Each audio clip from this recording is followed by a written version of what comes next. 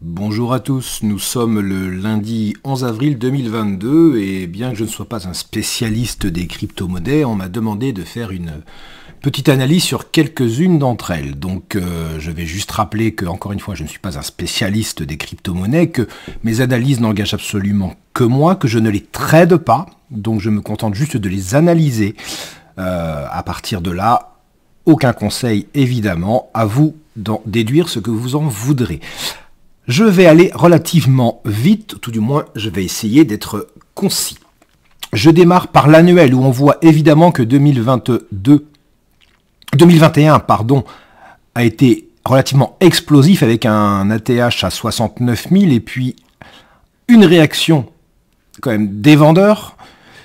On ne peut pas parler d'un chemin de retournement compte tenu de la taille du corps, mais on voit qu'il y a une belle réaction des vendeurs et les prix sont revenus chercher la Tenkan annuelle qui actuellement a fait support et repousse les prix qui se trouvent actuellement coincés entre 40 et 50 000 euros.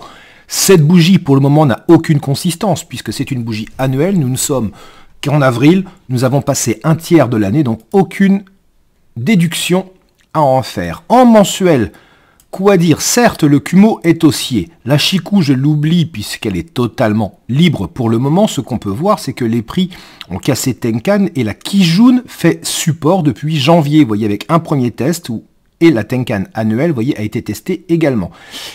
Et ensuite, les prix sont repartis le mois dernier. Ce chandelier a une forme bien spécifique, mais on ne peut pas parler de chandelier de retournement étant donné qu'il est au milieu de nulle part. Un chandelier de retournement n'a d'importance et de signification que sur un support, une résistance ou en bout de tendance. Là, il est au milieu de nulle part, donc on ne peut pas en déduire grand-chose. Ce qu'on voit en mensuel, c'est que les prix sont simplement coincés entre la Kijun mensuelle et la Tenkan hebdo, et donc on retrouve évidemment ces niveaux 40 et 50 000.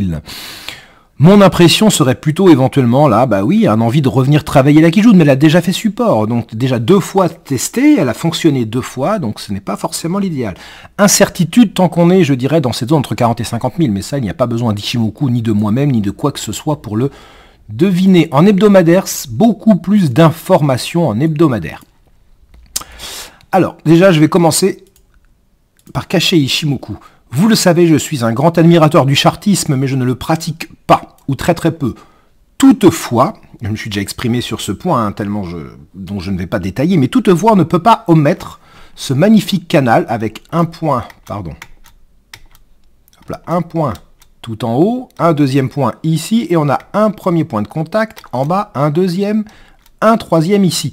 Ce canal haussier est totalement indéniable. Il indique bien donc... Il confirme, j'ai envie de dire, la tendance du mensuel qui est, elle, haussière.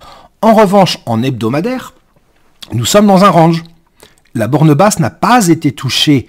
Donc, si on regarde Ichimoku uniquement sur cette unité de temps, on ne peut pas se dire quoi que ce soit. C'est une zone, je dirais, la zone du la borne basse, pardonnez-moi, je bafouille, de ce range n'a pas été touchée. Mais on voit ici la Kijun mensuelle qui a été travaillée 1 fois, 2 fois, 3 fois, 4 fois.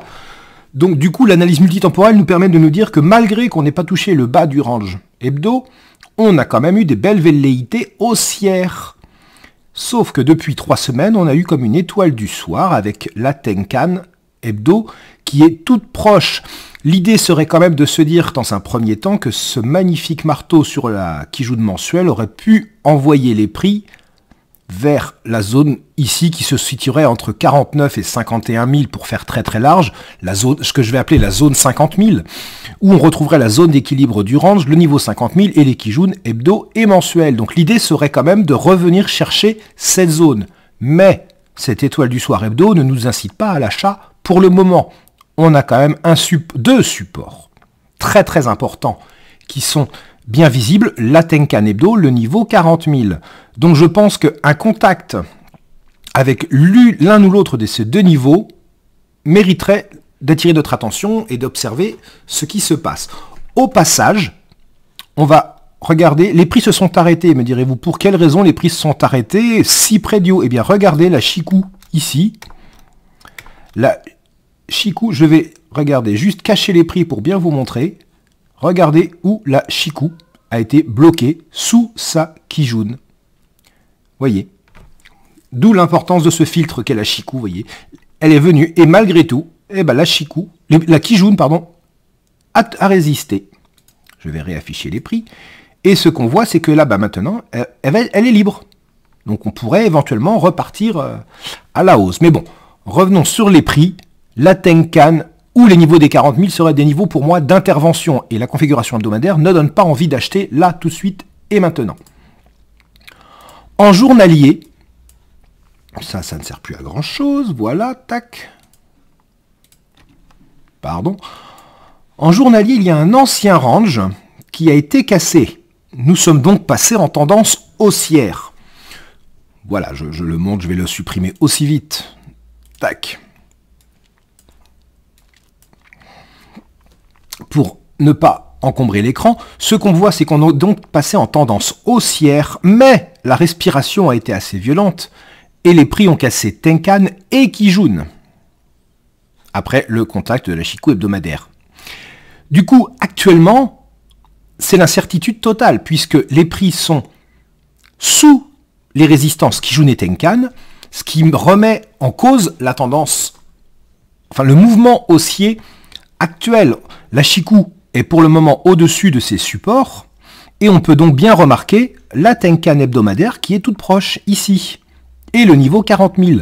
Je pense qu'un retour sur ces niveaux, et je vais dire que je confirme qu'un retour sur ces niveaux validerait complètement l'idée de surveiller ces niveaux. Donc on pourrait poser des alarmes sur la Tenkan Hebdo, niveau 40 000, et surveiller le chandelier qui s'y dessine. Ici et maintenant, quoi faire? Pas grand-chose forcément, parce que si je regarde le H4, vous voyez, on est en tendance baissière. Alors certes, on a des velléités de retour haussier, parce que si on surveille bien, regardez, là, nous avons un niveau de prix qui fait actuellement support, vous voyez, qui anciennement avait été magnifique là, mais si on réfléchit beaucoup, on a encore un niveau de prix, mais il y en a un autre plus bas ici. Et voilà, donc vous voyez, j'ai ce niveau de prix H4, la Tenkan hebdomadaire, un autre niveau de prix, là, une zone de prix H4, le niveau 40 000. Vendre me semble quand même très prématuré. Je serais quand même d'avis à chercher des achats. Après, acheter ce niveau de prix en H4 sur cette petite configuration me semble un peu prématuré quand même. On est sous Tenkan Kijun, ou alors on achète, on place un stop extrêmement serré sous la mèche et on sécurise dès le contact avec la Tenkan. Mais il y a tellement peu de place que ça me paraît vraiment prématuré. La cassure de Kijun H4 serait par contre, elle, peut-être autre chose. Et c'est là qu'on peut aller travailler le H1 pour ceux qui veulent vraiment surveiller. H1, les prix sont dans un range, qui veulent vraiment agir et ne pas patienter sur les deux zones. La cassure du range H1 validerait un potentiel retour sur la Tenkan Hebdo ou 40 000. Ou alors, eh bien, si on casse à la hausse, on sera passé au-dessus de la Kijun H4, qui est ici. Du coup, là, on aurait quelque part la voie libre pour monter chercher la Kijun Daily, la Tenkan Daily, en surveillant toutefois ce niveau daily ici, vous voyez, aux alentours des 43 940, où on voit que ce niveau a parfaitement interagi en H1. Le niveau daily, quel est-il? Hop là, on va aller le regarder pour terminer. C'est ce niveau. Vous voyez, il est tracé, je ne sais même pas d'où il vient, ce niveau daily. Eh bien, écoutez, c'est ce niveau de plat, vous voyez, qui date de août 2021. C'est ce niveau, vous voyez, qui avait déjà fait support, vous voyez, début août, et c'est ce niveau-là.